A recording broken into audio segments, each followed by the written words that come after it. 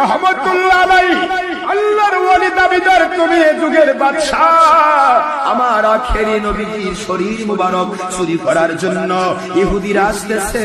আমার নবীজিও স্বপ্ন দেখালেন, নুরুদ্দিন জঙ্গি আমার শরীর মুবারক চুরি করার জন্য আমার কবর পাশে রওজা পাশে ইহুদি নীল চক্ষুবিষ্ট দুইজন এসেছে, ওরা আমাকে চুরি করতে চায়, পারবে না চুরি করতে। আমি আখেরি নবী আমার আল্লাহর দয়ায় নিজেকে হেফাজত করতে পারি, তোর মাধ্যমে খবর দিতে চায়, গোটা দুনিয়ার মানুষকে জানা দে নবী মরে পচে মাটির সাথে মিশে যায় নাই, নবী এখনো হায়াতুন নবী হিসেবে বেঁচে রয়েছে। অমুক এলাকায় যাও, সেখানে গিয়ে দেখো আমার শরীর মুবারক চুরি করার জন্য আসতেছে। নুরুদ্দিন জঙ্গি বলে, আল্লাহর কসম করে বলি আমার আখেরি নবীর ইন্ডিকেশন পাইয়া আমি চলে গেলাম, ওই মোতাবেক খুঁজতে লাগলাম। খোঁড়ার পরে দেখি যেখানেই খুঁজতেছি ওখানেই দুইজন নীল চক্ষু বিশিষ্ট দুইজন ইহুদিকে পেয়ে গেলাম, ধরে ফেললাম।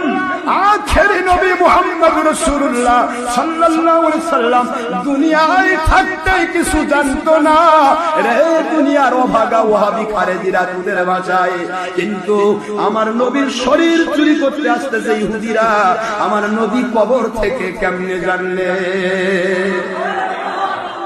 বুঝলি না আমার নবীকে, বুঝতে পারলি শুধু পেটকে, পেট নীতির জন্য নবীকে ভুলে গেলি, আমার আখেরি নবীর মান মর্যাদা জানলে না। নুরুদ্দিন জঙ্গি বলে, দুইজন ইহুদিকে ধরলাম, বললাম রে ইহুদির বাচ্চা ইহুদি, আমার নবীর দুশমন, কি করে তোরা আমার নবীর শরীর চুরি করতে চাস? ওরা বলে, আমাদের পাদ্রীরা বলেছে আখেরি নবীর শরীর মুবারক যেখানে থাকবে ওই দেশে কখনো গজব নাজিল হবে না। আমার আখেরি নবীর শরীর মুবারক যে দেশে থাকবে ওই দেশে কোনদিন দাজ্জাল ঢুকতে পারবে না।